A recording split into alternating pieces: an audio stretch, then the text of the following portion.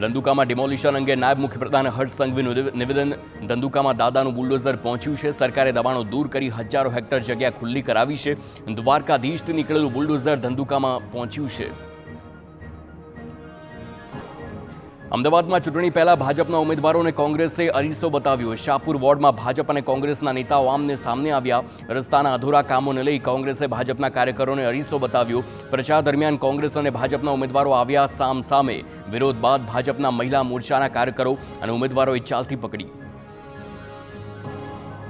પાટણમાં ચૂંટણી માહોલમાં ભાજપના સ્થાનિક નેતા એસ.કે. પટેલે કોંગ્રેસને ગધેડા સાથે સરખામણી કરી છે। કહ્યું, કોંગ્રેસના ઉમેદવારો ઘોડા જેવા છે, પરંતુ કોંગ્રેસમાં હોવાથી તેમની ગણતરી ગધેડા જેવી થાય છે। તો ધારાસભ્ય કિરીટ પટેલે વળતો પ્રહાર કર્યો કે ભાજપે તમામ કોર્પોરેટરોને તબેલામાં પૂરી દીધા। માત્ર પાટણમાં જ ભાજપનો નો રિપીટ થિયરી લાગુ કરી છે। સ્થાનિક સ્વરાજની ચૂંટણીમાં પૂર્વ કોર્પોરેટરને જન્મભૂમિ ની આવી છે યાદ। કર્મભૂમિ સુરત છોડી ચૂંટણી લડવા આવ્યા જામનગર। સામાન્ય રીતે કોઈ કોર્પોરેટર પોતાનું વોર્ડ બદલીને બીજી જગ્યાથી ચૂંટણી લડે તેવા કિસ્સા જોવા મળતા હોય છે, પરંતુ જામનગરમાં કોંગ્રેસના ઉમેદવાર મનોજ ચોવાટિયાએ વોર્ડ નહીં પણ શહેર બદલી હવે સુરતના બદલે જામનગરથી ચૂંટણી લડશે। વડોદરામાં વોર્ડ નંબર 12માં પ્રચારમાં આવેલા ભાજપના ઉમેદવારોને સ્થાનિકોએ અટકાવ્યા। પ્રજવિહાર સોસાયટીમાં લોકોએ ગેટ બંધ કરી ભાજપ ઉમેદવારોને પ્રવેશ ન આપ્યો। પાણી, રસ્તા અને ગટરની સમસ્યાઓને લઈ લોકો નારાજ હોવાથી ઢોલ નગારા સાથે પહોંચેલા ઉમેદવારો વિરોધના કારણે પાછા ફર્યા, તેનો વિડીયો વાયરલ થયો। વડોદરામાં શહેરમાં સતત ભાજપ ઉમેદવારનો વિરોધ યથાવત। વોર્ડ નંબર 19માં સ્થાનિકોએ ભાજપના ઉમેદવારનો લીધો ઉધડો। ઉમેદવાર નિમિષા પંચાલ નાગરિકોના રોષનો ભોગ બન્યા। તમારા વડીલ સારા એટલે તમે ટક્યા, તમારી સામે નહીં તમારી સિસ્ટમ સામે વિરોધ। જીત્યા બાદ અમારી સમસ્યા સાંભળવા આવજો, અમને પ્રોપર્ટી કાર્ડ નથી મળી રહ્યા, લાંચ માગે છે। વડોદરામાં ભાજપના ઉમેદવારો બન્યા નાગરિકોના રોષનો ભોગ। વોર્ડ નંબર 6માં વોટ માંગવા જતા નાગરિકોએ કર્યા સવાલ। નાગરિકોએ સરસિયા તળાવમાં ગંદકી બતાવી કર્યા સવાલ કરતા ભાજપના કાર્યકરોએ બોલાવ્યા જય શ્રી રામના નારા। નાગરિકે રામના 10 નામ બોલવાનું કહેતા ઉમેદવારે ચાલતી પકડી। રાજકોટમાં ચૂંટણી પહેલા પાયાની સુવિધાથી વંચિત સ્થાનિકો વિરોધના મેદાને ઉતર્યા છે। રાજકોટમાં વોર્ડ નંબર 9માં વિરોધનો સૂર ઉઠ્યો છે। કિસ્મતનગર, શિવમ પાર્ક સોસાયટી સહિતની આસપાસની સોસાયટીઓના રહીશોએ મનપાની કામગીરીનો વિરોધ કર્યો। સ્થાનિકોનો આરોપ છે કે છેલ્લા 35 વર્ષથી તેઓ રસ્તા અને ગંદકીની સમસ્યાથી ત્રસ્ત છે। અમરેલી શહેર કોંગ્રેસ સાથે જોડાયેલા વરિષ્ઠ કોંગ્રેસ નેતા દિનેશ પરમારે રાજીનામું સોંપ્યું છે। કોંગ્રેસમાંથી તેમની પત્નીને ટિકિટ ન આપતા કોંગ્રેસમાં ટિકિટના સેટિંગ થતા હોવાથી આરોપ લગાવી જિલ્લા ભાજપ કાર્યાલય પર ભાજપમાં જોડાયા।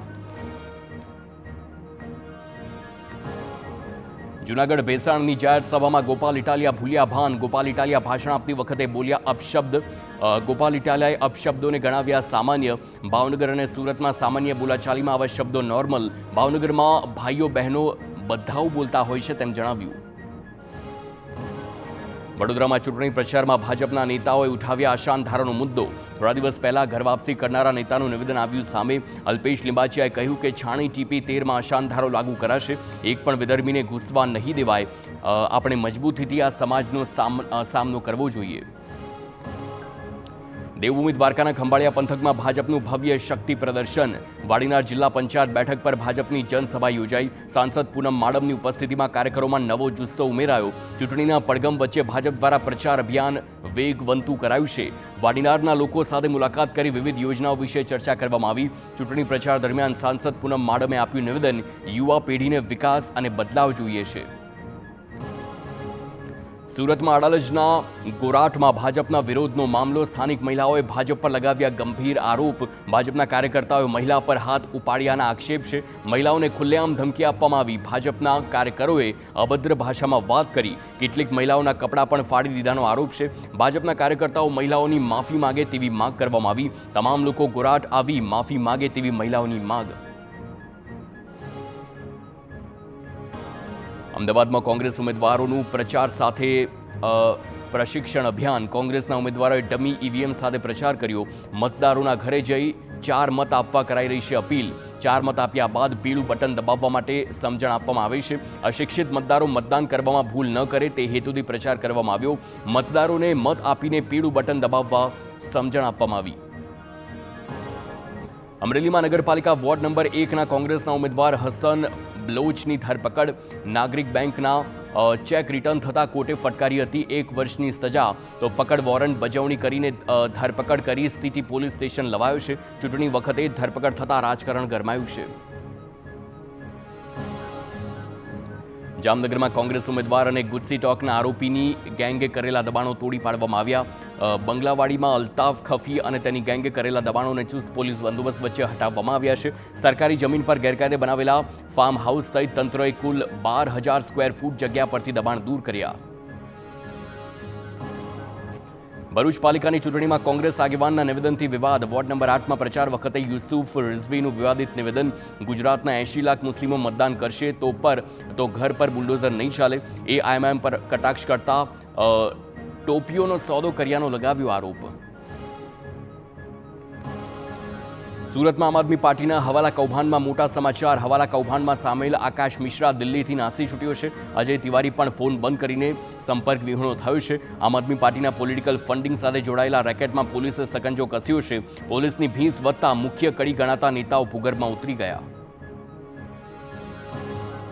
સુરતમાં ગોપાલ ઇટાલિયા અને મનીષ સિસોદિયાના ભાજપ પર પ્રહાર. પંજાબના આમ આદમી પાર્ટી પ્રભારી મનીષ સિસોદિયાએ ભાજપ પર સાધ્યું નિશાન. આંગડિયા પીડીઓમાં હવાલા મુદ્દે ભાજપના મૌન અંગે ઉઠાવ્યા છે સવાલ. આમ આદમી પાર્ટીના નેતા ધંધાર્થે પૈસા લાવ્યા હોઈ શકે, માત્ર આપ નેતાના ટાર્ગેટ કરાતા હોવાનું મનીષ સિસોદિયાનું નિવેદન. પોલીસ આંગડિયા પેઢીના આખા દિવસના ફૂટેજ જાહેર કરે તેવી માંગ.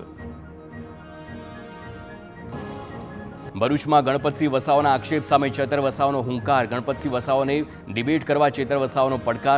આપના નેતાઓ સામે શારીરિક શોષણના આક્ષેપ પર આપ્યો છે જવાબ. આપનો કાર્યકરે ગુનો કર્યો હોય તો કાર્યવાહી કરો, તમારી સરકાર છે. મંત્રી હતા ત્યારે ગીર બરડામાં આદિજાતિના દાખલા આપ્યા. એમનું 150 કરોડનું કૌભાંડ બહાર આવવાનો ભય. વડોદરામાં સ્થાનિક સ્વરાજની ચૂંટણીમાં પોસ્ટલ બેલેટથી મતદાન. પોલીસ ભવનમાં મતદાનનું થયું હતું આયોજન. તમામ વોર્ડ પ્રમાણે કર્મચારીઓ માટે અલગ વ્યવસ્થા કરીને મતદાન કરવામાં આવ્યું. અમદાવાદમાં ચૂંટણી પંચે મતદારોને સ્થાનિક સ્વરાજની ચૂંટણી અંગે માહિતગાર કર્યા.